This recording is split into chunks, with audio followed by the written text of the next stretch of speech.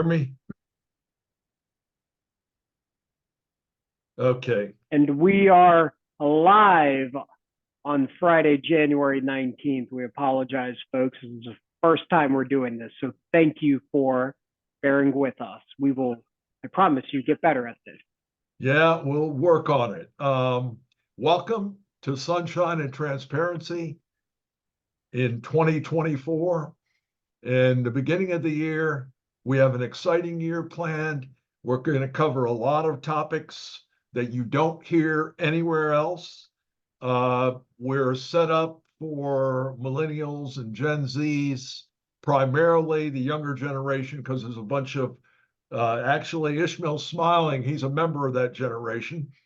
We're going to have so much. We're going to start getting this out on Instagram and on your TikTok. I'm very excited. And I'll say this, Tony has wanted us to go live for a while. The exciting part about this is we'll have a stream. You can see us here. We'll have this whole thing put up, and we'll start to have the best of across other channels as well. Because as you said, we're going to cover things that people don't talk about. We're not always going to agree, which I think is a good thing. We bring different perspectives, and we're excited. I'm excited about it. We're going to do this, as I said, every Friday at 4 p.m. as you end your week. The market closes, and going into next week. It's a great time for folks to end their week with, and if not, we'll have many ways for you to see it. We're not dissuading anyone from watching, but we're focusing on Gen Z and millennials, and we feel there's so much confusing information. There's so many ulterior motives out there that aren't being discussed. There are tremendous political biases, and it's getting in the way of that simple word called the truth.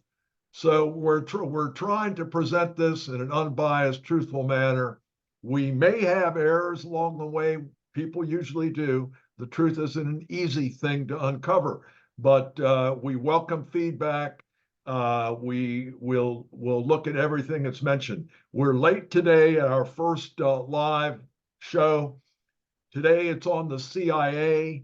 The reason we're going there is there were a sequence of 2 or 3 articles that came out in the last 3 months that I thought were disturbing, and 3 gentlemen in particular. And I want to talk about all 3 of them and what they said, and make you aware. We're not trying to alarm you. The truth should not alarm you. The truth should be liberating. So here we go with the CIA. Now, the CIA was founded December 1, 1941. And you know what the purpose of the CIA was, Ishmael? I know more about this line of work than I care to share. But just the fundamentally, purpose. Do you know why it was founded? It was during World War I by a man named, excuse me, thank you, my goodness gracious. It's called originally the OSS, the Office of Strategic Services at the time. That was the predecessor to what eventually became CIA. And the founder of it was essentially trying to get info on the Nazis. This was a very human intelligence focused organization. You infiltrate and you get that top bit that, if you think of intelligence like a triangle, 98% of it you hear from newspapers or official diplomatic channels. It's that top 2% that are the highly guarded secrets of any nation state, any organization. That our goal is to get that and know it. You hit it. Infiltrate. When I was growing up, CIA agents were usually the brightest young kids in the area. They were Ivy Leaguers, high IQs, they were patriotic, and they went to go in the field and develop contacts. And the reason it was formed was to protect us. It was to protect us from never to have another Pearl Harbor in our history. The CIA had one dominant reason: to prevent a Pearl Harbor, a nation attacking us when we weren't aware ever again. And we were the best at it.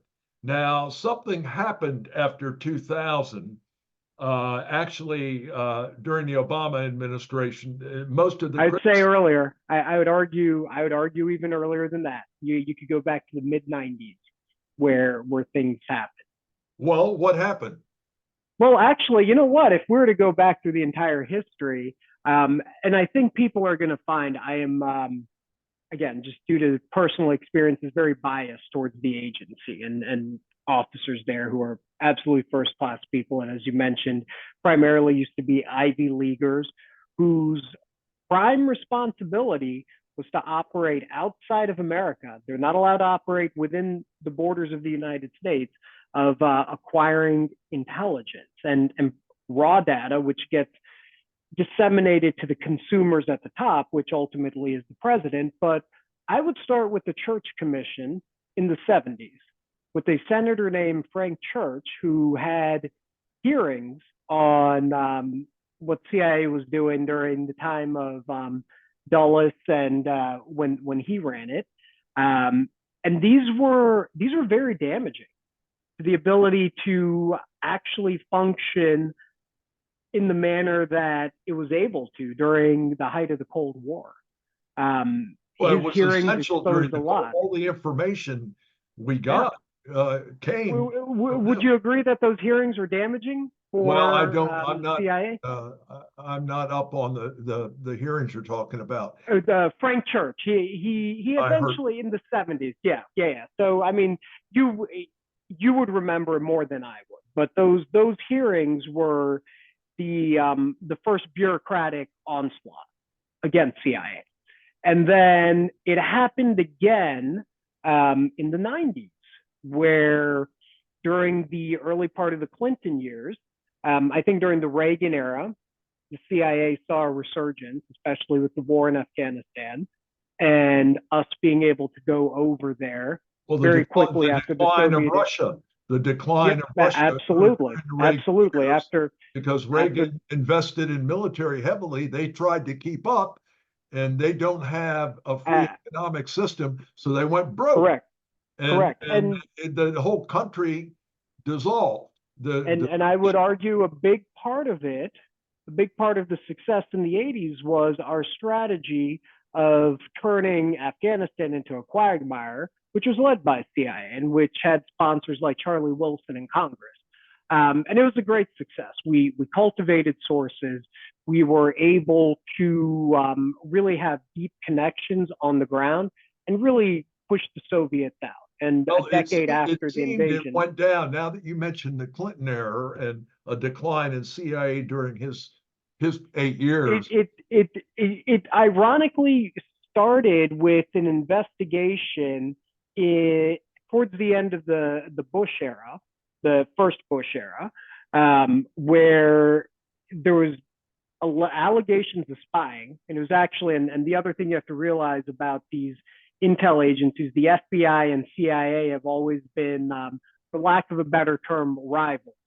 J. Edgar Hoover did not like the concept of the CIA, for example, and that culture has permeated down decades within the two organizations. Well, go ahead. Well, I was going to say though, there was an investigation where many people at CIA lost their careers. Very good people. It was led by the FBI. It was very damaging in the 90s, and then you start to come up to 9/11. I think this is where it's very important. Clinton came in 92. He came into office in 93. But I mean, I understand your point, and it isn't a partisan thing because the FBI director leading this was still a Bush appointee, a man by the name of Louis Freeh. But it was very damaging to the agency. And we saw that because 9/11 occurred, and this is where you start to get the politicians involved as well. If you were to ask anyone who was at the agency at the time, they knew we were going to get hit.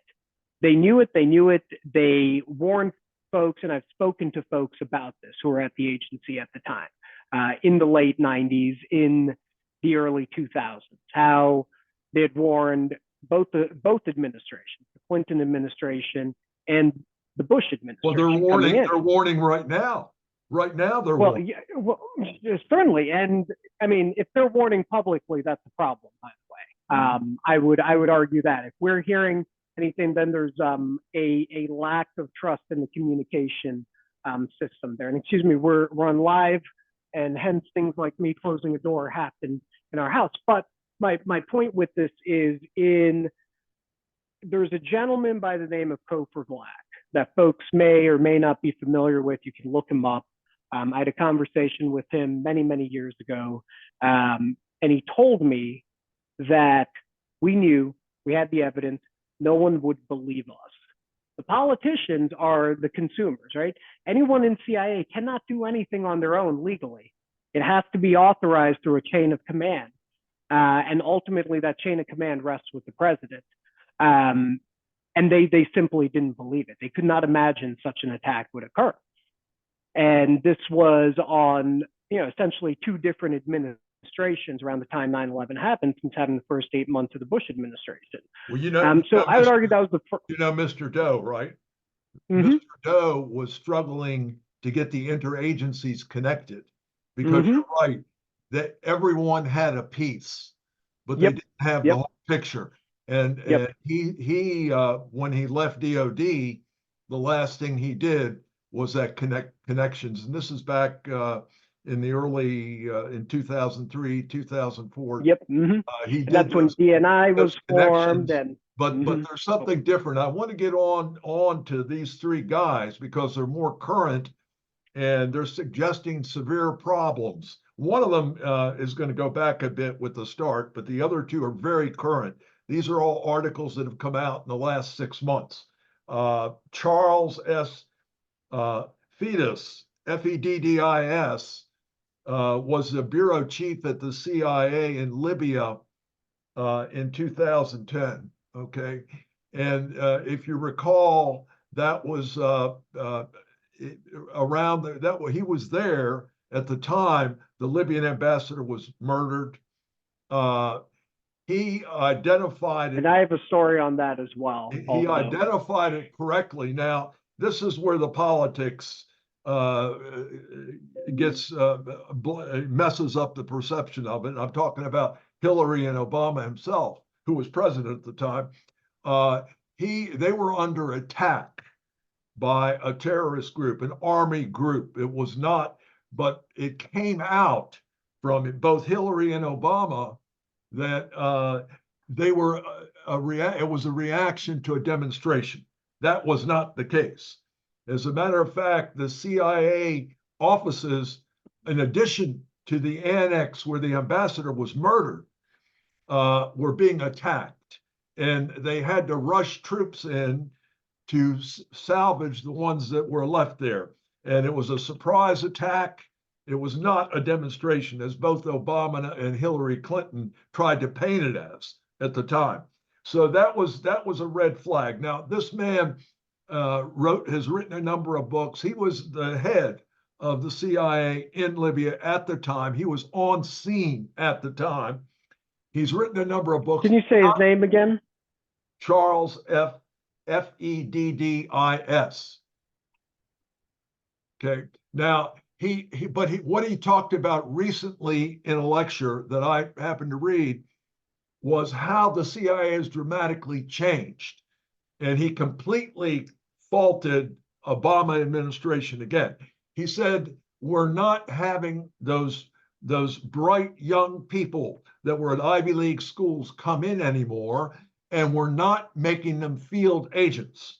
So what's happening, according to this man, is they're putting them in desks out at Langley, and they're sitting there. And so they don't have the contacts. Now, something else he said, well, actually, another man, Warren Strobel, wrote, Mr. London said that he talked about in a publication that I recently read. Actually, it was in the Journal, the Wall Street Journal. He said 24 operatives in China were either murdered by the government or imprisoned in 2010. And subsequently, if you notice recently, a week or two ago, there was another guy caught and imprisoned. we have no feet on the ground, which was a big worry of Charles's in China. So we don't know. We do have satellites that surveil them. We do have communication systems that overhear what they're doing, but we don't have those agents on the ground anymore. And this is another criticism coming by another man, Mr. London, who's an ex-CIA operative, not related at all to Charles Fetish, okay? And that brings me to... Now, I want to argue one point here that he said, though. Number one is if you're coming out of Ivy League now today, the starting salary there of someone at CIA is a GS8 Step 6, which is about $56,000. You have many more opportunities coming out of Ivy League today than being paid $56,000. I don't know what the salary was in 2000. Yeah, I can tell you what it was. His point is, I can tell you what it was because I got an offer in 2010 there as well. If you go back to the 1970s, Ismail, the salary was smaller too, and they had opportunities. Sure, they had opportunities. They chose to serve. There was a whole they chose to serve. It was a different culture. And it was definitely a different culture. Very bright operatives went into CIA. Sure, it was a different culture. Third man. Let me just finish my point here, though, because it's very personal to me, that point you made, because I've been through the process there, which is why I know as much as I do. And again, I don't care to say much more beyond that. Been through the process. I don't care much more to say beyond that, but there's a reason I know as much as I do. Did you work there? I will never say yes or no to that. You know this. I will never ever say yes or no to that. I know you had a relative. I know you had a relative that was there. Is that? But I will never say what I did there. Needless to say, I've sat in the polygraph chair. Through some very intense. That may not be a good sign. Yeah, so I'll put it that way. But after 2001, in particular, the focus was less on Ivy League and more on, do you speak a critical language? Meaning, do you it was one thing if you spoke Russian. That's the exact change all three of these guys are talking about, because they're speaking languages, they're getting intercepts sitting on their butts at Langley of different languages, and they're translating them. They're not field agents. They're not. But that is done. That is done though primarily out there spoke the language, all the way back to the 1970s. Absolutely, but there's a difference between learning Arabic in 18 months and German in 18 months. So they started recruiting and giving bonuses after 9/11 for Arabic, Farsi, Urdu of $35,000 to $50,000 if you knew it coming in order to attract that type of talent, which is not typically spoken, those languages, especially back in 2001. And that was an emphasis we had. Their point is that today, with the sophistication and surveillance, you can intercept conversations in language. Absolutely. Their point is, we don't have those high IQ field agents that are motivated to cultivate contacts to find out what's going on the ground. We become more dependent on people sitting on their duffs that speak the language, that can eavesdrop and hear conversations. And that was a criticism in the 90s as well. I disagree with that, because the role that they were hiring for wasn't to sit there intercepting things, because that's a different agency that does that. That's primarily an agency up the road in Maryland. To your point, folks these guys are out in the field. These guys are saying that they don't. And I'm disputing what they're saying. The number of field agents. Right. And I think in these countries. And one thing in particular, they don't have anybody left in China. They lost them, and so they're reliant on satellites, and they're reliant on communications, which is not as good as that. No, of course it's not. They all spoke the language. When you had an agent, he spoke the language. I mean, these were high IQ guys that went in. They spoke the language fluently. They developed contacts back to Russia. That was instrumental Well, in the that is downfall in Russia. that's also why we were able to, after 9/11, get in so quickly into Afghanistan. I think it's very underrated how fast we actually got in there and were able to begin a war. Because to your Right. point, we did have contacts. I think the Chinese, the Chinese, the Persians, or I should say the Iranians, others, their counter intel has skyrocketed as well, in part because of, to your point, the electronic surveillance as well. Jim Richards. As well as the bureaucratic changes that happen once you introduce DNI as well. I think it's an entire intel community-wide thing versus just what we've done at CIA. Okay, but let's get back to today's points. Jim Rickards, who was counsel DOD and who was very intimate with the CIA, has raised a number of interesting points. One of which is during Biden's administration, the number of countries in BRICS has grown from 4 to 10 or 11. Okay. Now, BRICS, of course, had a meeting in South Africa, and they've begun total failure away from the dollar. Now, that is no that summit, by the way, was a failure. Let's make it very clear. It was a complete debacle, and we should be able to. We should be willing to state that. You have Brazil. Well, he talks about the euro dollar, okay, and when we in 1974, after Johnson, much like Biden, ran the debt up in the late 70s, we could no longer accept gold. When Nixon got in, he had no choice. The gold reserves were dropping down so low. That's why I always say it was the two of them. It wasn't only Nixon that did it. The precondition was Johnson's, quote, Great Society and the spending that went on in Vietnam and all the elaborate spending that went on, the beginning of the so-called entitlement programs, created a debt. And that combined with the dollar requirement that on foreign trade you ship gold out to any country that wants to exchange dollars for gold. We were losing our gold reserves. Nixon took us off the dollar. Now, similarly today, you have this explosion in debt. Okay, very similar, only it's at a much higher level. You also have had, and I'm going to go back to 2010 again. These guys who are in there are saying that you've had changes in the CIA. They're not operating the same way. And they're all three essentially saying the same thing. We don't have that field agent in the numbers we had in the 70s that you talked about, in the 90s, after 2010. They're behind desks at Langley, and it's not the same thing. So remember the mission that Charles Fettis says the CIA was established to protect against. They were protecting against the United States never having another Pearl Harbor occur. And that was their whole purpose.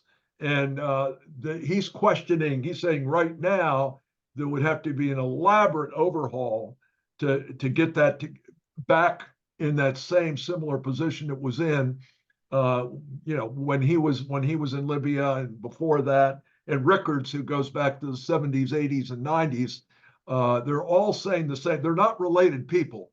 They're all saying the same thing. The last two, London, and that was in a piece by Strobel in Wall Street Journal, and Charles Fields are saying it very recently. Rickards has just been nonstop saying it for 30 years, that the changes are creating peril for us.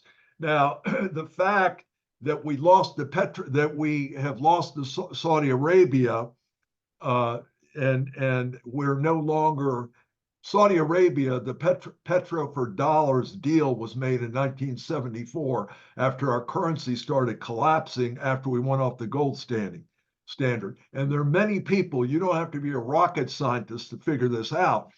If we did not have, we told the Saudis very simply at that time, you buy in dollars and we will arm you.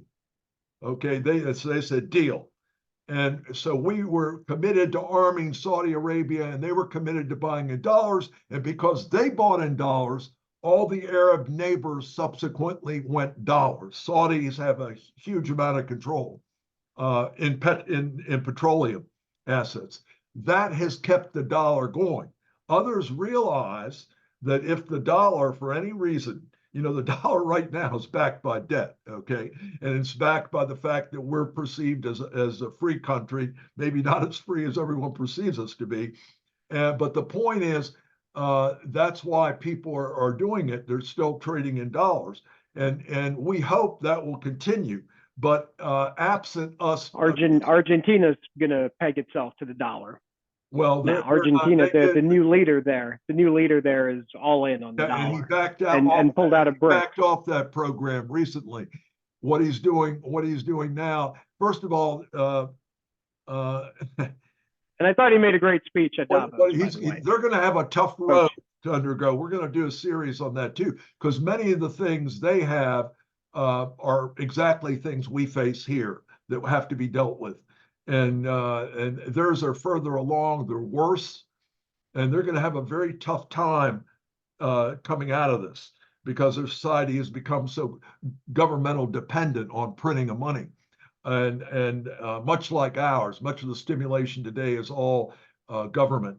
If you say, we did a podcast a few weeks ago on the economy, and when you segregate out the government spending, it's a much weaker deal than when you put it in.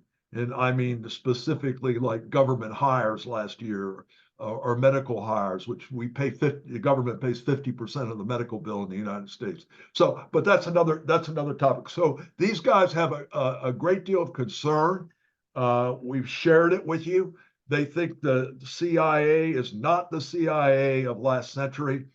And in 2010, it was quite obvious with the lapses that occurred.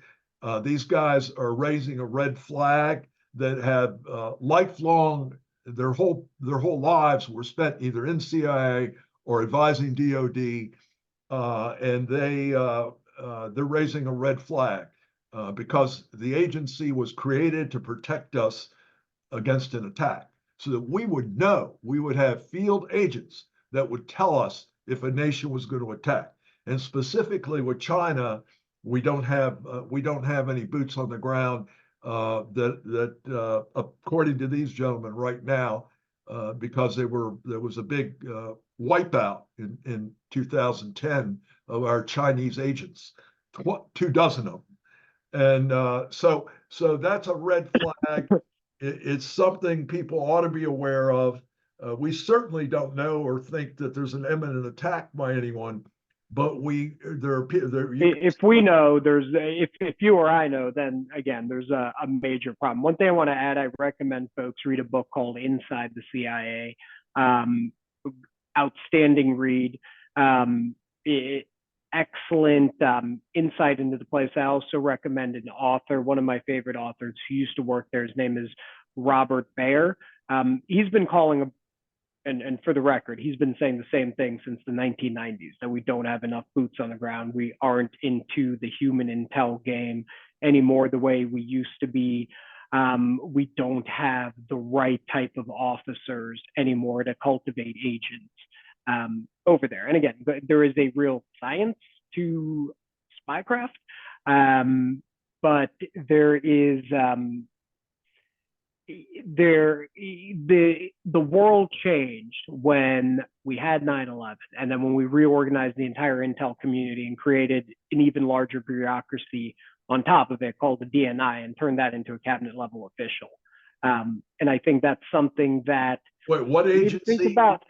What agency? The Directorate of National Intelligence was created post 9/11, and CIA now rolls up into it. Whereas before, the director of the CIA was essentially a pseudo cabinet level position and delivered the presidential daily brief. Now it is done by the Director of National Intelligence, who the director of CIA reports into. Whereas before, director of CIA reported directly into the president. From 1947. I don't know why it's like Homeland Security. It was the same act by those bureaucratic creations. It was the same act all done in 2001 post 9/11. by Bush and Congress at the time, and it was bipartisanly supported that we created these two huge new bureaucracies. That was more so reorganization. I would argue eliminating those bureaucracies, and to your point, getting back down to the for lack of a better term, just the basics of spycraft and recruiting that way as well. And granted, this is make us feel a little sophisticated safer. electronic world. And it depends on the country you're in as well, right? Like we know. I'll give you one example here. We know better than the Pakistani government what's happening in Pakistan, right? Because CIA has so infiltrated that country, and everyone there loves to talk. Well, I'm not worried about more. that. We have more. I am worried about China. I mean, you as we all should be. We should be worried about them hacking, etc. But there are places on Earth where we know exactly what is going on, whether we do something about it, and whether the information we do. And again, I think folks need to understand the intel world in general. There are the Five Eyes, which is us and the English-speaking world, meaning Canada, England, Australia, New Zealand, where those are the only 5 countries we actually share intelligence with. We throw out all the other alliances in NATO, etc., is with the Five Eyes. We spy on everyone else. We always have. We spy on Israel. We spy on Germany, on South Africa, on you name it. Well, we're spying on them. Except the Five Eyes there. Trying to make people aware of is what you said.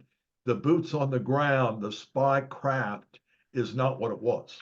And there's no just deluding ourselves that it is. And there's no use buying into the creation of more bureaucracy here or the dependence on technology, i.e. satellites or conversations heard. You don't have that hands-on contact we used to have in many places.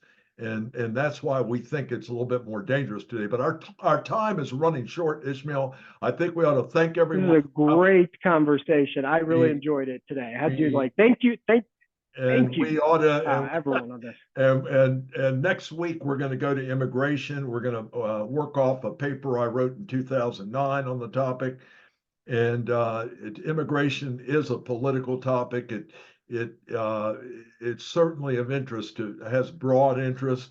I can tell you we'll be talking about it in a context that maybe you haven't heard before. So I invite you to join us next week, and we're going to be on time next week at 4 p.m. We're going to Sunshine and Transparency is the name of the show. We're doing it, as I mentioned, for the millennials, for the Gen Zs in particular, and for everybody. We're dedicated to trying to give people a true picture. We're all about the truth. Have a blessed week. Ishmael, we'll tune in next week, and we will see you next week on time. We'll be a lot better, and what we're going to try and do is get an email out as well beforehand, so that you're able to be reminded of and catch this on all networks. We're planning on YouTube, on Facebook, eventually other mediums as well, so that you can catch it live any way possible. And if one other thing we talked about is eventually having guests on here as well. So looking forward to throughout the rest of this year, continuing to make this better. So thank you, everyone. Thank you. Have a blessed week.